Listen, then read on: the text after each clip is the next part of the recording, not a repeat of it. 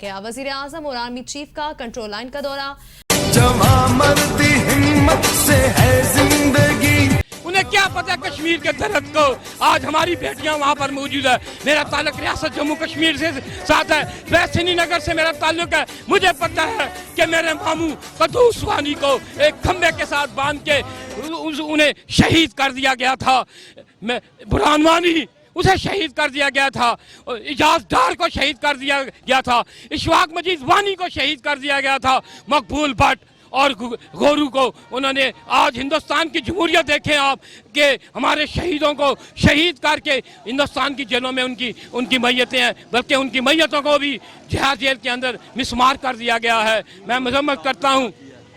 اور آپ آج دیکھیں کہ ہندوستان جو ہے وہ اب اسے مجبور ہو کر ریاست جموں کشمیر سے نکلنا پڑے گا, کیونکہ ہندوستان کے بربادی کے دن گنے جا چکے ہیں. ہندوستان نے اب جب گیدڑ کی موت آتی ہے تو شہر کی طرف بھاگتا ہے. اب بچہ قربانی دینے کے لیے تیار ہے. ہم ہر قسم کی قربانی دینے کے لیے تیار ہیں. ہمارے بچے جو آج جوان ہو چکے ہیں, ہم اپنے بچوں کو انشاءاللہ تعالی جہاد کے لیے بھیجیں گے. ہم اپنے بچوں کو بیٹیوں کو ہم کشمیر کی تحریک اور اس کی آزادی کے لیے بھیجیں گے انشاءاللہ تعالی. دنیا کی کوئی طاقت کشمیر کی راہ میں رکاوٹ نہیں بن سکتی. میں آزاد کشمیر کی حکومت سے کہوں گا, یہ جو حصہ ہے یہ تحریک آزادی کشمیر کا بیس کیمپ ہے. اسے اپنے کردار کو ادا کرنا ہوگا. یہ اسمبلیوں سے نکلے باہر اور اسلام آباد کی سڑکوں پر آئے. یہ دولت, یہ جو لوٹ موٹ انہوں نے بنائی ہوئی ہے, جو لوٹ رہے ہیں کشمیریوں کا پیسہ, انہیں چاہیے کہ وہ سڑکوں پر آئیں, باہر آئیں. یہ اس لیے آزاد نہیں کیا گیا تھا. تم یہاں پر یہ جو تحریک آزادی کا بیس کیمپ ہے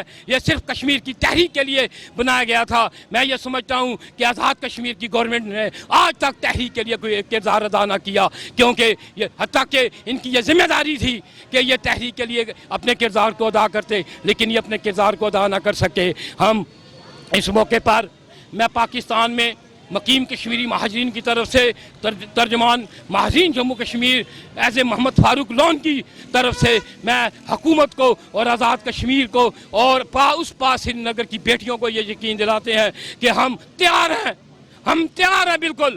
ہم اپنی قربانیاں دینے کے لیے تیار ہیں. میں خود اپنی قربانی دینے کے لیے تیار ہوں, اور ہمیں اشارہ ملا تو ہم اپنے وطن کی آزادی کے لیے اس پار جائیں گے اور بھارتی سامراج سے ٹکرائیں گے. السلام علیکم.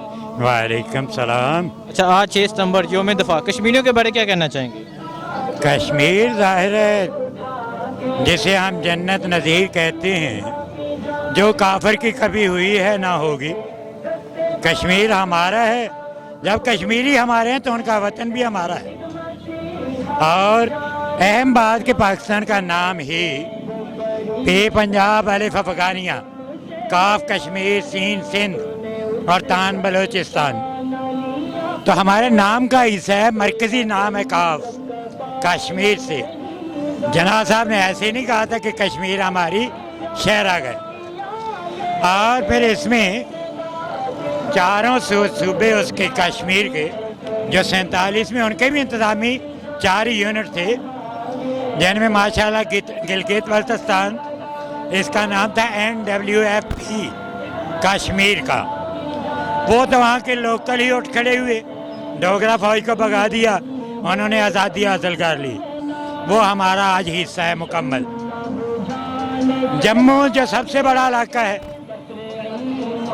اس میں راجوڑی ہے, پونچھ ہے, ریاسی ہے اور ڈھوڈا اضلاع ہے. یہ تو آج بھی مسلم اکثریت ہیں, جبکہ باقیوں میں مسلمانوں کو انہوں نے سانبا ہے, کٹھوا ہے یا جموں ہے, وہاں مور دین 50% ہندو آباد ہو چکے ہیں. جبکہ کشمیر وادی جسے کہتے ہیں اس کا ابھی بھی 80% سے زائد مسلم ہے, جس میں مظفر آباد اور باغ ہمارے پاس ہے, باقی سارا کچھ ہی ان کے پاس ہے. چاہے وہ بارہمولہ ہے, چاہے وہ اننت ناگ اسلام آباد ہے, چاہے وہ سری نگر ہے, چاہے کپواڑہ ہے یا سوپور ہے. تو انہیں آزادی چاہیے. اور اس کے علاوہ صوبہ لداخ, جس میں لیہ میں تو کہہ سکتے ہیں 40% مسلمان ہیں, لیکن کارگل سارے کا ضلع جہاں 86% مسلم ہے, جو شمال کارگل سے لے کر نیچے رینگٹم تک 500 میل کا فاصلہ ہے.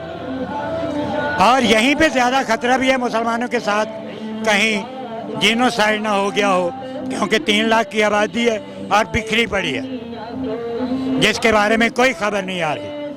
वादी से तो फिर कोई ना कोई खबर छन के निकल आती है।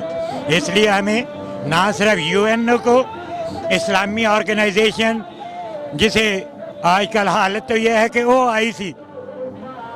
OIC नहीं रही बल्कि OIC पर चली गई। सारे मुर्दा घोड़ा है सवाए तुर्की और पाकिस्तान के, बाकी सब टाउट हैं।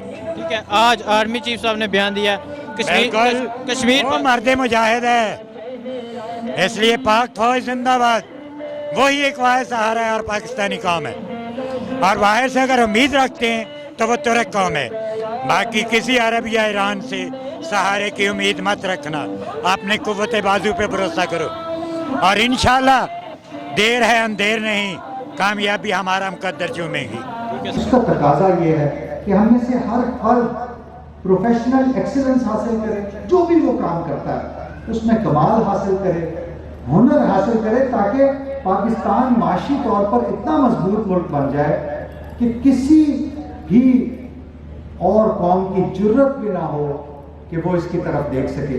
देखिए, हमें अल्लाह की ज़ात ने बेपनाह खुसूसियात से और खूबियों से नवाजा है। ये बात मैं सिर्फ रस्मी तौर पे नहीं कह रहा, आप कभी जाकर देखें, हर किस्म का मौसम है, हर किस्म का फल है। आप कभी यूरोप और अमेरिका में जाएं तो आप हैरान होंगे कि हमारे अंगूर जैसा अंगूर कहीं नहीं, हमारे आम जैसा आम कहीं नहीं, हमारे सेब जैसा सेब कहीं नहीं, और हमारा मतलब हर फल जो है वो लाजवाब। ये बात मानने वाली है, इसको समझने की जरूरत है। लेकिन आप ये बात याद रखें कि अगर आप इन नेमतों का कुफरान करते रहेंगे तो अल्लाह ताला आपसे नेमतें छीन लेंगे। ये कोई आपकी गारंटी नहीं है। आप खुद देखें कि वालिदैन जो है अपनी औलाद को आग कर देते हैं अगर वो नाफरमानी करें, अगर वो सीधे रास्ते पर ना चलें।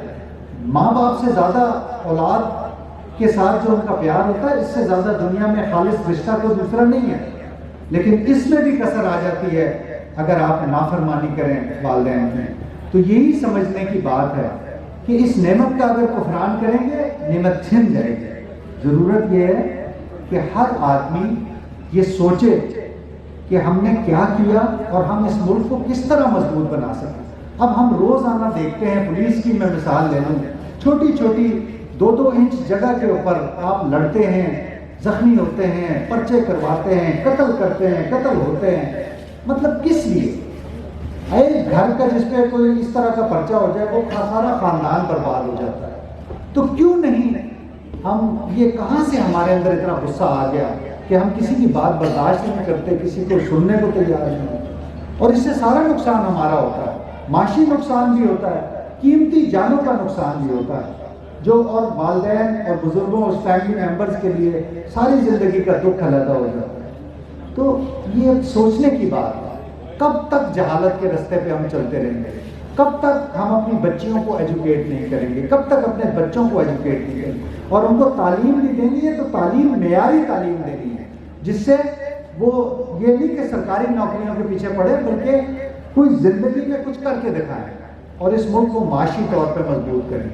बात मुझे नसीहत करने से आमतौर पर बहुत तकलीफ होती है, क्योंकि उसका फ़ायदा कोई नहीं होता।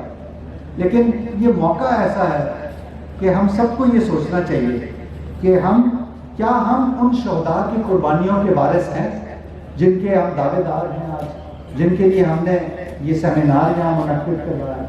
और इससे भी बढ़कर मैं ये कहना चाहता हूँ कि क्या हम कायद आज़म रहमतुल्लाह अलैह और अल्लामा इकबाल के विरासत के हकदार हैं? क्या ये वो पाकिस्तान है जिसका उन्होंने ख्वाब देखा था? अगर ये बात, इसका जवाब मनफी में है तो फिर आज हम सबको सोचना पड़ेगा और कुछ ना कुछ जरूर करना पड़ेगा। ये इस तरह नहीं चलेगा, दुनिया में कहीं कभी इस तरह नहीं चलेगा। आप गौर से देखिए तो बनी इसराइल का सबसे ज्यादा तज़किरा है कुरान पाक में। अल्लाह बार बार उनका जिक्र करते हैं और बार बार फरमाते हैं कि याद करो मेरी वो नेमतें जो मैंने तुम पर निछावर की। लेकिन अगर नाफरमानी اور پھر اس کا جواب جو انہوں نے کیا اور پھر اس کا جو الزام ہوا، یہ سب سوچنے کی باتیں ہیں۔ میں آخری بات جو آپ کے لیے کہنا چاہتا ہوں کہ ہم میں سے ہر شخص جو ہے وہ قیامت والے دن حضرت محمد صلی اللہ علیہ وسلم کی شفاعت کا دعوے دار ہے۔ ہم کہتے ہیں نا کہ ہماری شفاعت کریں گے، لیکن کیا ہمیں یہ نہیں سوچنا چاہیے کہ کیا ہم قیامت والے دن ان کو فیس کر سکیں گے؟ کیا ہم رسول پاک صلی اللہ علیہ وسلم کا سامنا کر سکیں گے؟ اگر آپ سمجھتے ہیں کہ آپ ان کا سامنا کر سکتے ہیں تو سکون کی نیند سو جائیے، لیکن اگر اس کا جواب نہیں میں ہے تو پھر آج سے فیصلہ کریں اپنی زندگیوں کو بدلنے کا اور اس ملک کو مضبوط بنانے کا۔ پاکستان اور میں نعرہ نہیں لگا رہا، میں آپ کو یہ بتانا چاہتا ہوں کہ پاکستان اللہ کا انعام ہے، اس کی قدر کریں۔ اور جن لوگوں کے پاس زمین نہیں رہتی اور دھرتی نہیں رہتی ان کے حال دیکھیں۔ یہ کوئی پرانی بات، میں آپ کو 500 سال پرانی باتیں نہیں بتا رہا، یہ ابھی کچھ سال پہلے ایک ملک ہوتا تھا شام جس کو کہتے تھے، جس کو انگریزی میں سیریا کہتے ہیں۔ آج ان بیچاروں کا حال آپ دیکھیں۔ اس سمجھنے کی باتیں ہیں، اس کی قدر کریں پاکستان میں، اور اس کی ترقی میں، اس کی معاشی ترقی میں جو کچھ ہو سکے اپنے تن من دھن سے کوشش کیجیے۔ اللہ آپ کا حامی و ناصر ہو۔ جا کے ٹیلی فون رابطے کر رہے ہیں اور جا کے دوسرے ملکوں کے اندر اپنے ہم منصبوں کو مل رہے ہیں، دوسرے ملکوں کے وزیر اعظم کو مل رہے ہیں، صرف اور صرف پاکستان کا اپنا سفارتی کلچر مضبوط کرنے کے لیے اور کشمیر کی آواز بلند کرنے کے لیے۔ انشاءاللہ ہم انڈیا کو ایک دن ناکو چنے چھپا کے کشمیر پاکستان کا حصہ بنا کر رہیں گے انشاءاللہ۔ ٹھیک ہے، آج وزیر اعظم عمران خان صاحب نے بیان دیا کہ قومی سلامتی پر ہم کوئی سمجھوتا نہیں کریں گے، بھارت کے حملے کا بھرپور جواب دیا جائے گا، تو کیا کہتے ہیں اس کے بارے میں؟ انشاءاللہ ہمیں اپنے قائد عمران خان صاحب پہ بہت اعتماد ہے، جیسا کہ وہ کہتے ہیں اور وہ کر کے دکھاتے ہیں۔ انشاءاللہ تعالیٰ جیسے انڈیا کوئی نہ کوئی ایسی حرکت کرے گا اس کا بھرپور جواب دیا جائے گا۔ جیسے کہ عمران خان صاحب نے پہلے کہا تھا، انڈیا کو مودی کو یہ ٹیلی فونی رابطہ کیا تھا جب عمران خان صاحب وزیر اعظم بنے تھے کہ تم پیار کا قدم ایک بڑھاؤ گے، ہم 2 بڑھائیں گے۔ اسی طرح اگر انڈیا کوئی غلط قدم اٹھائے گا تو انشاءاللہ تعالیٰ اس کا بھرپور جواب دیا جائے گا، اور اسی طرح ہم 2 قدم آگے بڑھیں گے، چاہے وہ جنگی صورتحال ہو چاہے وہ دوستانہ تعلقات ہوں۔ اور انشاءاللہ پاکستان ہر محاذ پہ اپنے کشمیری بھائیوں کو ڈیفینڈ کرتے ہوئے انشاءاللہ تعالیٰ عمران خان کی قیادت میں ہم کشمیر آزاد کروا کر چھوڑیں گے، اور عمران خان جو کہتے ہیں وہ کر کے دکھاتے ہیں۔ ٹھیک ہے، آج آرمی چیف صاحب نے بیان دیا کشمیر پاکستان کا نامکمل ایجنڈا ہے، جس کے لیے ہم آخری حد تک جائیں گے، اس کو تو کیا کہتے ہیں؟ انشاءاللہ تعالیٰ ہمیں تو اپنی پاک فوج پہ شروع سے ہی اعتماد رہا ہے، ہم اپنی فوج کے ساتھ قدم بقدم ان کے ساتھ رہے ہیں، اور جیسے کہ آگے بھی پاک فوج کو جدھر ہماری ضرورت ہوگی ہم مجاہدین کی شکل میں آپ دیکھ سکتے ہیں، ہر قسم کے آپ تعلقات دیکھ سکتے ہیں، پاکستان کے سفارتی تعلقات دیکھ سکتے ہیں۔ پاک فوج جدھر بھی مطلب اپنا آواز بلند کرے گی ہم پاک فوج کے ساتھ لبیک کہیں گے، اور انشاءاللہ تعالیٰ کشمیری بھائیوں کی آواز بلند کرتے رہیں گے، کوئی سمجھوتا نہیں ہوگا۔ جیسے ہماری آرمی چیف صاحب کہیں گے انشاءاللہ تعالیٰ ہم ان کے قدم کے ساتھ قدم ملا کے انشاءاللہ تعالیٰ کشمیری بھائیوں کی آواز بلند کرتے رہیں گے۔ ٹھیک ہے سر، شکریہ سر، تھینک یو سو مچ۔